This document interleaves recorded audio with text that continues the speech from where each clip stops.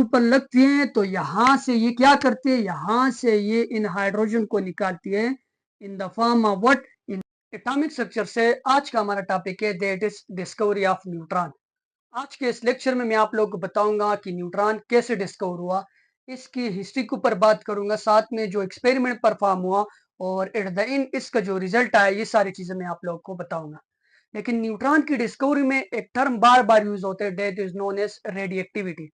अब ये सारी चीजें पढ़ने से पहले मैं आप लोगों को रेडिएक्टिविटी बता देता हूँ कि रेडिएक्टिविटी क्या होती है, रेडिएक्टिव जो न्यूक्लियाई होते हैं वो कौन सा होगा, और साथ में रेडिएक्टिविटी की टाइप्स कितनी हैं।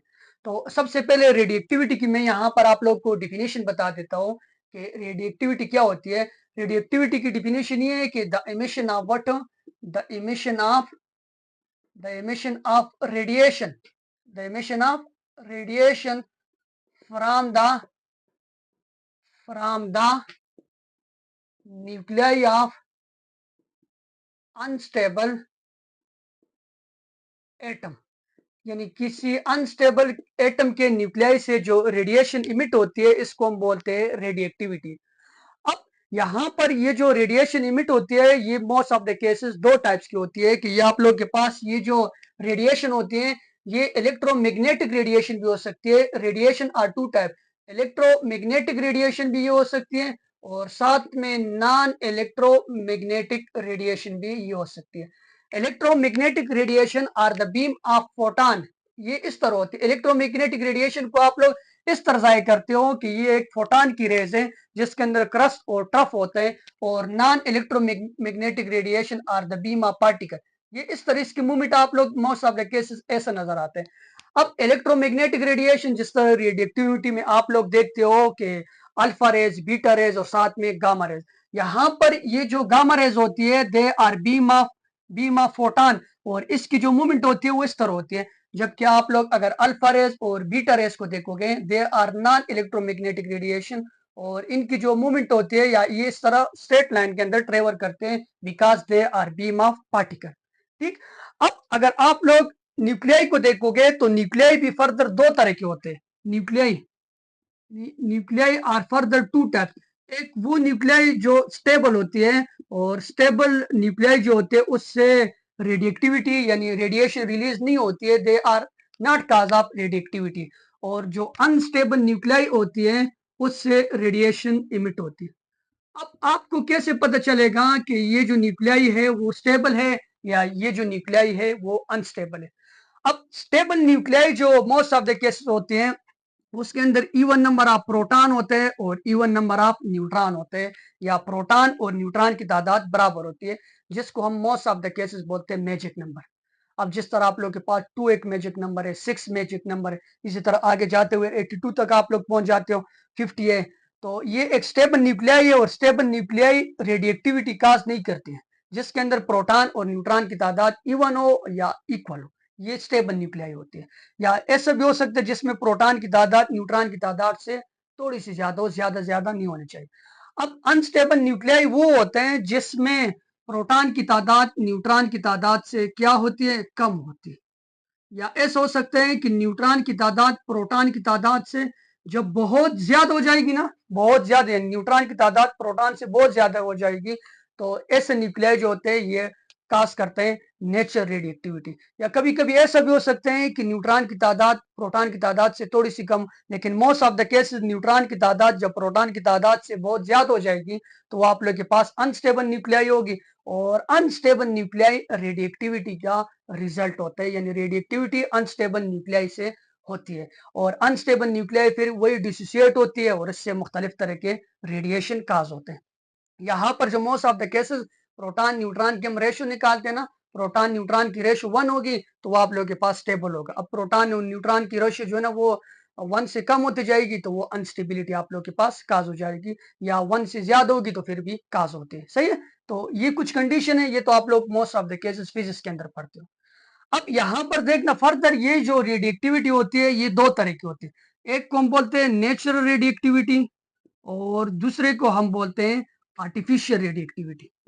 नेचर रेडिएक्टिविटी और आर्टिफिशियल रेडिएक्टिविटी। नेचर रेडिएक्टिविटी के लिए ये कंडीशन है कि उसमें लार्जर जो न्यूक्लियाई होती है वो स्पॉन्टेनियसली खुद बहुत आप लोग के पास डिसोसिएट होते हैं और उससे डाटर न्यूक्लियाई यानी स्टेबल और स्मॉलर न्यूक्लियाई बनती है। ठीक, नेचर रेडिएक्टिविटी के केस में। और nature radioactivity most of the cases उन एलिमेंट के अंदर होते हैं जिसके एटॉमिक नंबर 80 से ज्यादा होते हैं, यानी लार्जर, जिसका जो मास होता है वो बहुत ज्यादा होता है। ठीक, और आर्टिफिशियल रेडिएक्टिविटी में ऐसा होता है कि आप लोग क्या करते हो, रेडिएक्टिव सोर्स को यूज करते हो, यानी ये जो रेडिएशन काज करते हैं अल्फा बीटा गेमा, अल्फा बीटा और गेमा इन रेस को लेते हो और किसी स्टेबल न्यूक्लियाई के ऊपर बम्बार्ड करते हो। तो वो स्टेबल न्यूक्लियाई के ऊपर जब वो बम्बार्ड करता है तो न्यूक्लियर फ्यूजन रिएक्शन होते हैं और उससे आप लोग के पास नेक्स्ट जो है ना वो स्टेबल न्यूक्लियाई बन जाता है। सही है, और साथ में न्यूट्रॉन या कोई जो बाकी रेस है वो रिलीज हो जाती है। ये दो बातें नेचुरल और आर्टिफिशियल रेडिएक्टिविटी के बारे में आपको पता हो। ये जो नेचुरल रेडिएक्टिविटी है इसको डिस्कवर करने वाले बंदे का नाम है Henry Becker and madam Curie, जबकि आर्टिफिशियल रेडिएक्टिविटी को डिस्कवर करने वाले बंदे का नाम है जेम्स चैडविक। अब असल में हम आते अपनी डिस्कवरी ऑफ न्यूट्रॉन के ऊपर। सबसे पहले हिस्ट्री के ऊपर बात कर लेते हैं। प्रोटॉन और जो न्यूट्रॉन है वो ऑलमोस्ट 1900 तक सारी उनकी प्रॉपर्टी और वो डिस्कवर हो गए थे। अब 1920 के अंदर एक मॉडल पेश किया जिसका नाम है रदरफोर्ड एटॉमिक मॉडल, जिसने न्यूक्लियस को डिस्कवर किया किसी एटम के अंदर। अब रदरफोर्ड ने अपने मॉडल के अंदर अल्फा स्कैटरिंग यानी अल्फा स्कैटरिंग एक्सपेरिमेंट वो भी है, उसने अल्फा रेडिएशन को फॉल किया गोल्ड फॉइल के ऊपर। वहां से कुछ रेडिएशन पास आउट हो गए, कुछ डायफ्रेक्ट हो गए, कुछ रिफ्लेक्ट हो गए, कुछ बाउंस बैक हो गए, वो तो आप लोगों को पता है। तो उसने आप लोग को एक आइडिया दिया कि ये जो एटम है इसके सेंटर के अंदर एक हेवियर जो पार्टिकल एक मेसियो पार्टिक एक मेसियो चीज है। उस मेसियो चीज को उसने क्या नाम दिया, उसने उसको न्यूक्लियस का नाम दिया। और न्यूक्लियस का जो मास होता है, जब उसने बाद में देखा कि प्रोटॉन और न्यूट्रॉन के मास को जब वो सम करते हैं तो एटम का जो मास होता है वो प्रोटॉन और इलेक्ट्रॉन के मास से ज्यादा आ रहा था। उसने कहा यहाँ पर कुछ और चीज भी है। तो उसको उसकी वही आइडिया को यूज करते हुए जेम्स चैडविक ने ये एक्सपेरिमेंट वगैरह यूज करते हुए न्यूट्रॉन को डिस्कवर किया। उसने न्यूट्रॉन को 1932 के अंदर डिस्कवर किया और 1935 में उससे नोबेल प्राइज मिला। अब उसने कैसे डिस्कवर किया, उसने आर्टिफिशियल रेडिएक्टिविटी के जरिए यूज किया और उसका जो एक्सपेरिमेंट हुआ वो थ्रू अल्फा स्कैटरिंग मेथड, वही अल्फा स्कैटरिंग, वही जो अल्फा रेडिएशन है उसको उसने किसी चीज के ऊपर फार किया। आगे मैं आप लोगों को बता रहा हूँ किसके ऊपर फार किया। वहां से जो ना कुछ रेडिएशन निकल रही है और उन रेडिएशन को जब वो फर्दर स्टडी कर रहे हैं तो उसका ना कोई चार्ज होता है ना वो मास होता है। मास होता है और चार्ज नहीं होते, जिसको वो न्यूट्रल पार्टिकल या न्यूट्रॉन का नाम देते हैं।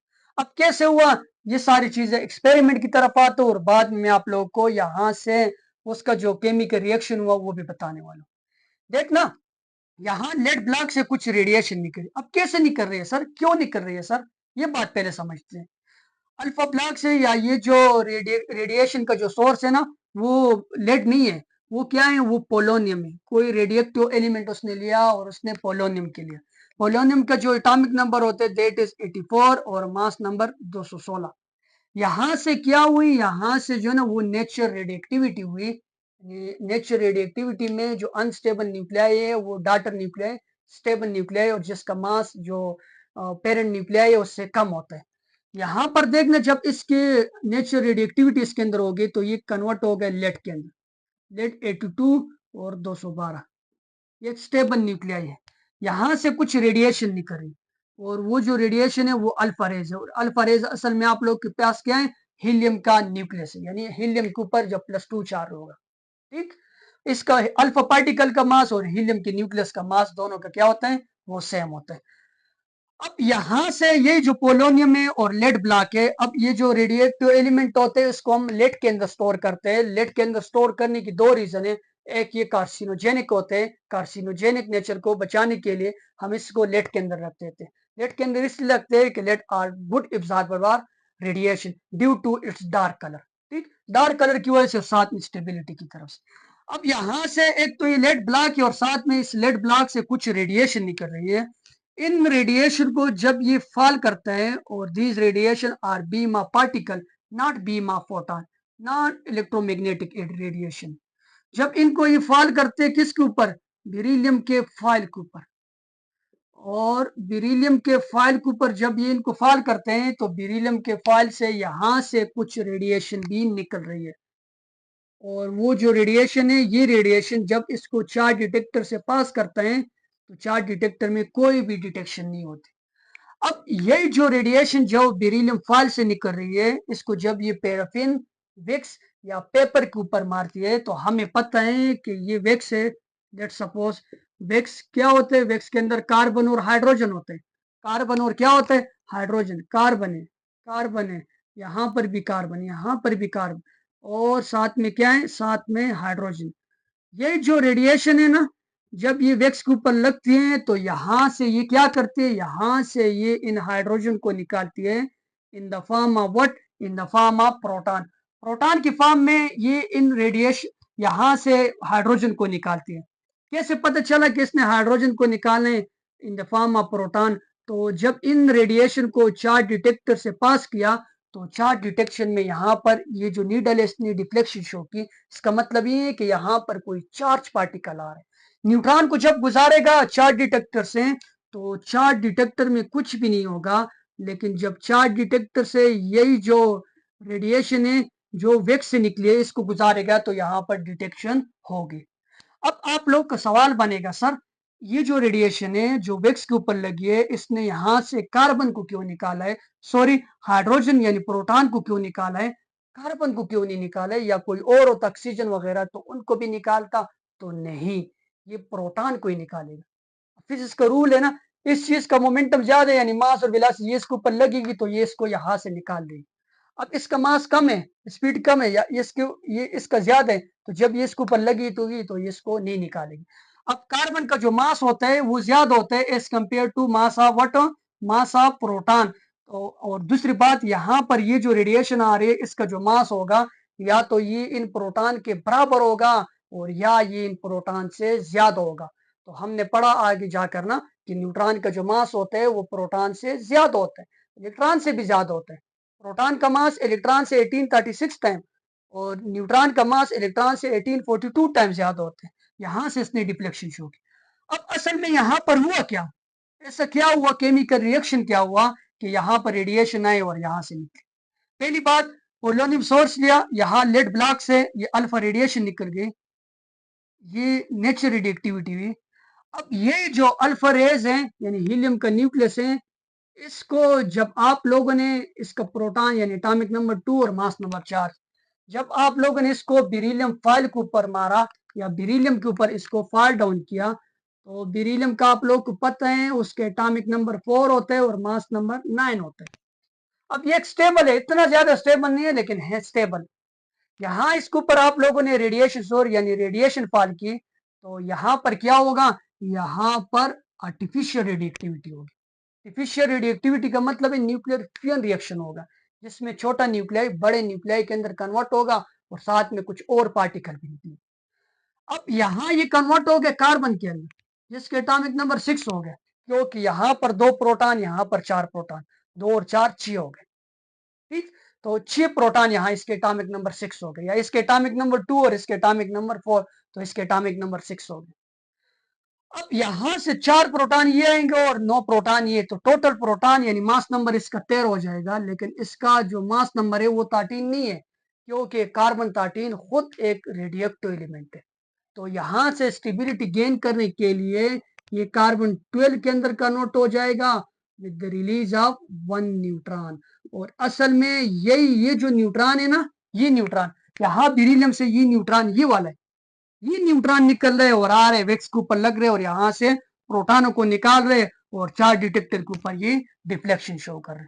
यहाँ से हमारे पास न्यूट्रॉन डिस्कवर हो गया कि अल्फा स्कैटरिंग एक्सपेरिमेंट से इसने यूज करते हुए यहाँ से रेडिएशन जो निकल रही है और यही रेडिएशन को स्टडी करने के बाद ये न्यूट्रॉन आए।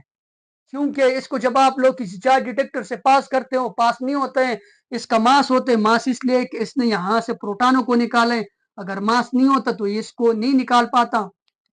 और साथ में इसकी आयनाइजेशन पावर नहीं है लेकिन पेनिट्रेशन पावर इसकी हाई है और इसका जो मास होता है वो न्यूट्रॉन के मास से प्रोटॉन के मास से ज्यादा होता है, इलेक्ट्रॉन के मास से भी ज्यादा होता है। इसके ऊपर कोई चार्ज नहीं होती, चार्ज टू मास रेशो नहीं होती। बाकी जो इसके जो प्रॉपर्टी है वो तो आप लोग बुक से भी पढ़ सकते हो। तो यहाँ से फिर हमारे पास न्यूट्रॉन की इस तरह डिस्कवरी होगी। Thank you for watching. and supporting my videos.